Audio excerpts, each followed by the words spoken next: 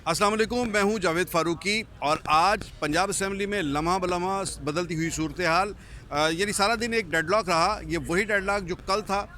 सूरत हाल इस लिहाज से बदलती रही कि कभी ये खबर आती रही कि इजलास अभी शुरू हो रहा है और सारे इख्तलाफात जो हैं वो ख़त्म हो रहे हैं, पैचअप हो रहा है, डेडलॉक ख़त्म हो रहा है, लेकिन कुछ ऐसा देखने में आया नहीं।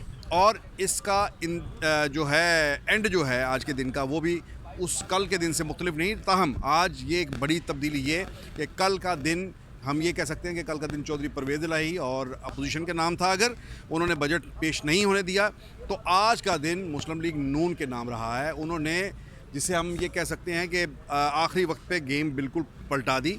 उन्होंने ख़ुद ही इजलास ख़त्म कर दिया और ये 40वां इजलास जो पिछले 2 माह से चल रहा था, इसको गवर्नर के अहकामात के साथ ख़त्म कर दिया गया। और गवर्नर ने कल वेन्यू चेंज करके ऐवान इकबाल में बजट इजलास अब तलब कर लिया है। ये पंजाब की हिस्ट्री में शायद पहली बार ऐसा हो रहा है कि इस हालात में, अगरचे कोरोना के दिनों में भी बजट इजलास एक फ्लैटीज़ होटल में हुआ था, लेकिन ये एक बहरान, जो सियासी बहरान की वजह से ये वेन्यू चेंज करना पड़ रहा है। और ये हुकूमत अलग से अपना एक इजलास उन्होंने इस तरह से बुला लिया, तलब किया है।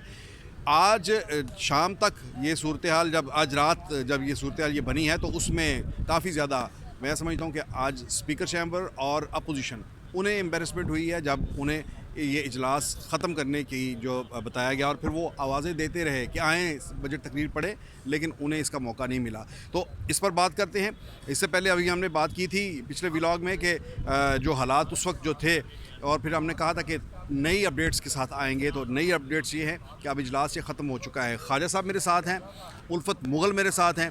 सारा दिन, पिछले 2 दिन हमने यहाँ पर गुजारे हैं और अभी आपके साथ कुछ शेयर करते हैं। ख्वाजा साहब, क्या हुआ ये आखिर में? तो हुकूमत ने ऐसा नहीं हुआ जैसे धोबी पटरा मार दिया, और कल का दिन अगर अपोजिशन का था तो आज का दिन हुकूमत के नाम रहा।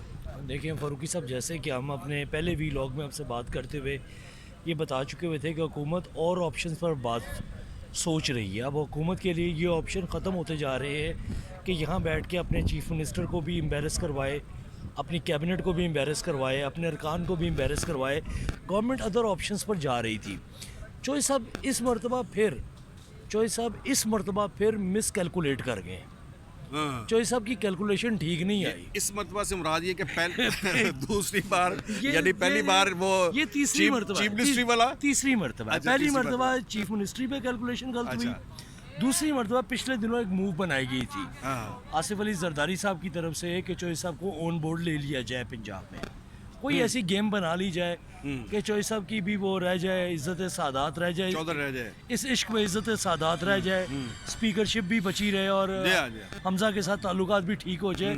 और दूसरी मरतबा जब मिसकैलकुलेट किया, और आज तीसरी मरतबा उन्होंने हमजा शहबाज को थारोली मिसकैलकुलेट कर गए। वो ये नहीं समझ पाए कि गवर्नर हाउस में अब उमर सरफराज चीमा नहीं है, बलीगुर रहमान बैठ रहे हैं, जिसने 1 सेकंड में इनके 2 माह की जो मेहनत थी, 40वां इजलास 1 मिनट में 40वां इजलास उड़ाया। मेरा ख्याल ये बहुत बुनियादी फ़र्क है कि गवर्नर हाउस के अंदर जो शख्स चेंज हुआ है, यानी ये उनका ये जो इक़्तिदार चल रहा था 4 साल का, पौने 4 साल का, उसमें से एक और ईंट निकल गई। तो ये वाज़े तौर पर एक फ़र्क, गवर्नर हाउस में कौन बैठा है, ये आज फ़र्क उसका महसूस हुआ है। नहीं, वो तो फ़र्क हुआ ही हुआ है। अब कल जब ये इजलास होता है और ये इजलास out of the venue Aiwan Iqbal होता है, तो खेल ख़त्म हो गई। बिल्कुल सही है, खेल ख़त्म, बजट इज़ ओवर। देखिए, पता क्या होता है, बात चीज़ें होती हैं, भरम होते हैं कि आप एक माहौल के अंदर रहते हुए आप जितना भी खेल लें, उसके अंदर आप लेकिन जब आप उन जो होती हैं ना, लिमिट्स जो होती हैं, अब आप उनको भी क्रॉस कर जाएं तो फिर चीज़ें फिर हाथ से निकल जाती हैं। यहाँ मेरा ख्याल है कुछ ऐसा ही हुआ है। आप इस असेंबली के अंदर ही रहते, थोड़ा सा मतलब यह कि कस्टोडियन भी बनते, मुकम्मल तौर पर अपोजिशन लीडर वाली सीट ना संभालते ना स्पीकर साहब, तो चीज़ें हो सकता है उनके साथ साथ चलती रही, उनके हाथ में भी रहती। और ये एक आई थिंक कि उनसे मिस कैलकुलेशन ये भी हुई है ना। 2 मौक़ों पे मिस कैलकुलेट कर गए। पहली मरतबा वोट ऑफ कॉन्फिडेंस पे चॉइस साहब वहाँ मिस कैलकुलेट कर गए कि ऊपर शहबाज शरीफ बैठा हुआ है, वहाँ मिस कैलकुलेशन हो गई। दूसरी मरतबा बड़ी अच्छी बारगेन का मौका था, फाइनेंस बिल और बजट। यहाँ चौधरी साहब को जिसने भी ये लाइन दी कि सख्त स्टांस ले लो, गवर्नमेंट पाँव में गिर जाएगी, यहाँ पर भी मिस कैलकुलेट कर गए। दो ही चीज़ें होती हैं किसी भी गवर्नमेंट को पकड़ने के लिए, वोट फॉर कॉन्फिडेंस या फाइनेंस बिल। सही बात। और इतनी कमज़ोर गवर्नमेंट को पकड़ने के लिए तो बड़ी बेहतरीन जगह थी। सिर्फ वाली बात यही है कि जो सब सिर्फ पार्टी ना बनते, एक इतनी हार्ड लाइन ना लेते। जो सब ने हार्ड लाइन ली, अब बड़े इत्मीनान से हमजा शहबाज हुकूमत जो है वो 174 पे अपना फाइनेंस बिल मंजूर कराए, 185 पे फाइनेंस बिल मंजूर कराए। कल चोई साहब मेरा ख्याल है अपनी आखिरी चीज़ बचाने के लिए ईवान इकबाल नहीं जाएंगे। वो अपना यहाँ पर जो भी टूटा फूटा इजलास है करेंगे अलग से। ईवान इकबाल में एक बाकायदा सरकारी इजलास होगा। सरकारी इजलास में जितने भी लोग होंगे वहाँ तारीफ़ें होंगी, बजट की वाहवा होगी, ओपोजिशन वहाँ मौजूद कोई नहीं होगी। हाँ, सही है। और उसके बाद अब अगले देखिए, यानी ऐवान इकबाल में पंजाब असेंबली से बाहर इजलास हो सकता है किसी गैर मामूली हालात में। ये तो चौधरी साहब खुद ही इसकी प्रेसिडेंट सेट कर चुके हैं। तो अब ये है कि मुस्लिम लीग नून के लिए को वही रास्ता मिला उसी के ऊपर चलने के लिए। उल्फत मुगल भी हैं, उनसे भी पूछते हैं। आप हमारे साथ ही रहिएगा कि आप थोड़ा सा फहद इधर आ जाएं, ताकि उल्फत साहब ये बताएं कि आप आज की इस प्रोसीडिंग को किस तरह से देखते हैं। ये क्या आइंदा, यानी ये तो हो गया, इसके बाद आप क्या फोर्सी करते हैं, क्या बनेगा? मेरे ख्याल में खाई साहब ने बड़ी अच्छी बात की है कि जो साहब मिस कैलकुलेट कर गए हैं। मैं समझता हूँ कि वो हमजा शहबाज शरीफ साहब को नहीं समझ सके। मैं जो पिछले 2 दिन से देख रहा हूँ ना फारूकी साहब, हमजा शहबाज शरीफ साहब से कहीं ज़्यादा पावरफुल, कहीं ज़्यादा बेहतरीन एडमिनिस्ट्रेटर और कहीं ज़्यादा ज़बरदस्त फैसले करने वाले वज़ीर आला होंगे। आप उनकी अभी तक की मूव देख लें। उनके पास कैबिनेट नहीं थी, उन्होंने 25 मई को कैसे कंट्रोल किया, किसी को समझ ही नहीं आ रही कि हुआ क्या है। यहाँ पे देख लें, कल वो बैठे रहे, चुप करके बैठे रहे, हालांकि चौधरी परवेज़ इलाही ने फुल किट लगाई गवर्नमेंट ऑफ पंजाब की, इवन वज़ीर आला की, बहुत ज़्यादा बहुत जिच किया गवर्नमेंट को। और कल गवर्नमेंट जैसे आप जैसे समझे कि बकरी टाइप लग रही थी मुझे। और यूं कह रहे थे बकरी लग रही। ओए ਤੁਹਾਡੇ वज़ीर आला दी गल नहीं मनदा चीफ सेक्रेटरी, ओए ਉਹਨੂੰ ਫੜ ਕੇ ਲਿਆਓ ਆਈਜੀ ਨੂੰ, ਫੜ ਕੇ ਲਿਆਓ ਇੱਧਰ ਲਿਆਓ 2 ਨੰਬਰੀਆਂ ਨੂੰ ਠੱਗਾ ਨੂੰ। हमजा शहबाज शरीफ चुप करके बैठे रहे। आज हमजा शहबाज शरीफ आज भी बोले नहीं है। आज चौधरी परवेज़ इलाही साहब के पास जितने पत्ते थे वो सारे फेंक बैठे। नहीं, सियासत का एक और जिंदगी का असूल है सर, कभी मत अकड़ो। आपके पास एक चीज आ रही है, उस पर इतना अतराओ मत कि वो आपके हाथ से पूरी की पूरी चली जाए। आप चौधरी साहब के हाथ से पूरी की पूरी चीज चली गई, क्या इज्जत रह जाएगी कि कल यहाँ पे कोई इनको एक और खबर, कल इनको कोई यहाँ घुसने नहीं देगा, चाहे भले स्पीकर हो, भले जितने अपोजिशन सरकार हो। कल यहाँ पुलिस होंगी, गेट बंद होंगे, इनको कोई नहीं आने देगा। ये भी खबर है आपको कि कल यहाँ पुलिसा होंगी और ये बाहर ये तवक्को की जा रही। नहीं, उल्फत तो खबर दे रहा है भाई कि यहाँ हो सकता है कि कल कोई ऐसा सीन हो कि आने जाने में गेट शेट, ये अपोजिशन के लिए एक टिप है कि वो सुबह ये बंदोबस्त करके आए कि यहाँ उन्हें किस किस्म की सिनेरियो जो है उससे उनका वास्ता पड़ सकता है। 25 मई यहाँ भी कल आपको नजर आ सकता है उस तरह की सिचुएशन। अच्छा सर देखें, मैं फिर से कह रहा हूँ कि हमजा शहबाज शरीफ, कोई बात तो है ना कि चीफ सेक्रेटरी और आईजी पंजाब को यहाँ लाने के लिए उन्होंने सब कुछ दाव पे लगा दिया। उन्होंने कहा जी बजट पेश नहीं होता तो नहीं हो। आज उन्होंने क्लियर कहा कि कुछ हो जाए यहाँ हम उनको नहीं बुलाएंगे।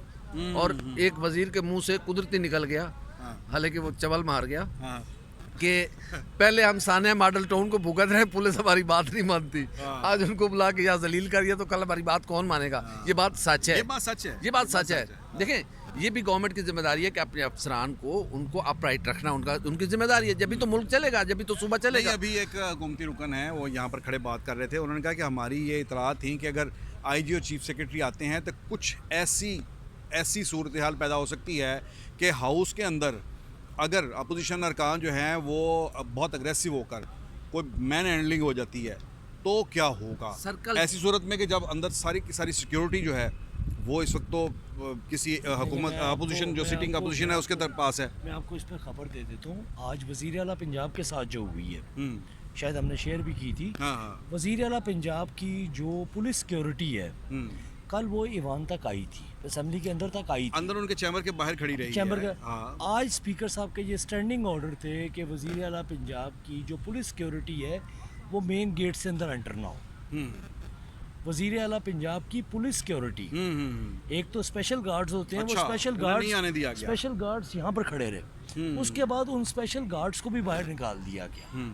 ये जो भी है, मतलब इसको ग्रज कह ले, किसी ने ग्रज निकाला, किसी को एम्बेरस करना था। अच्छा, इनफैक्ट ये कोई तरीका नहीं सर।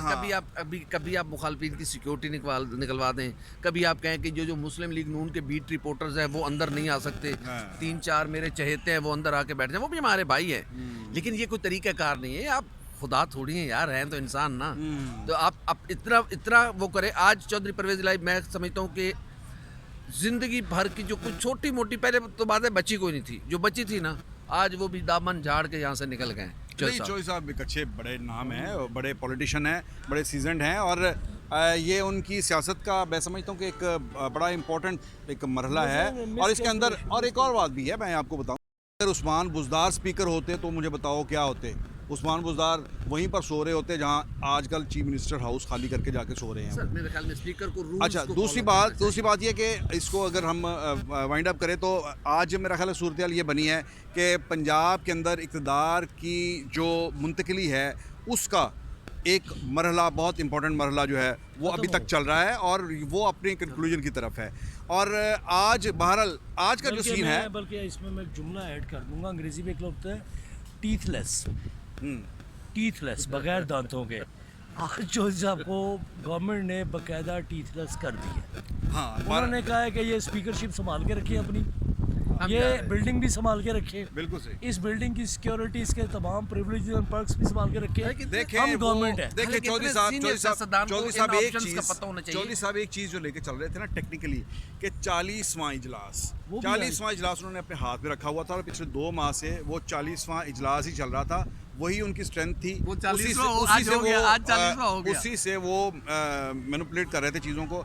आज वो उन्होंने 40वां इजलास ख़त्म करके स्पीकर ने, इनफैक्ट वो अपना गवर्नर ने अपना नया इजलास शुरू कर लिया है। लेकिन बहरहाल पंजाब के अंदर एक सियासी और आइनी बहरान बहरहाल अभी तक है, जब तक चौधरी परवेज इलाही स्पीकर की सीट ओहदे पर हैं। चौधरी साहब, मेरी ये इतलात भी है और मेरा छोटा मोटा तजर्बा भी कहता है कि चौधरी साहब आज सारी रात इनको मनाने की कोशिश करेंगे कि तुम मेहरबानी करो, उत्थे आ जाओ, अपना इजलास पेश कर लो, मेहरबानी। खबरें जो हैं वो ख़त्म नहीं हो रही, एक के बाद अंदर से निकल रही हैं खबरें, उल्फत के भी और ख्वाजा साहब के भी। लेकिन यह है कि हमने इसे वाइंड अप करना है। बहरहाल ये है कि आज ये इस हवाले से एक नया, मैं यही समझता हूँ कि पॉलिटिकली और कॉन्स्टिट्यूशनली एक क्राइसिस की शक्ल है कि स्पीकर ये मानने के लिए तैयार नहीं है कि वो गवर्नर इजलास ख़त्म कर सकते हैं। उन्होंने अपना कल इजलास जो है वो 1 बजे बुला लिया है। गवर्नर ने इजलास 41वां इजलास 3 बजे ऐवान इकबाल में बुलाया है और 40वां और 41वां इजलास एक बराबर बतवाजी तौर पर ये 2 इजलास होंगे। चेंज कर सकता है गवर्नर रिप्लेस चेंज कर सकता है। लेकिन बहरहाल एक जो है स्पीकर वो नहीं मान रहे। जब तक चौधरी परवेज इलाही स्पीकर के तौर पर मौजूद हैं उस वक्त तक ये एक कशाकश चलती रहेगी। ताहम ये खबरों की तब तक बहार है। कल देखेंगे कि कल ये दोनों इजलास किस तरह से होते हैं और ये क्या इसका मंतकी अंजाम क्या होता है। उस वक्त तक के लिए इजाज़त दीजिए। अल्लाह हाफिज़।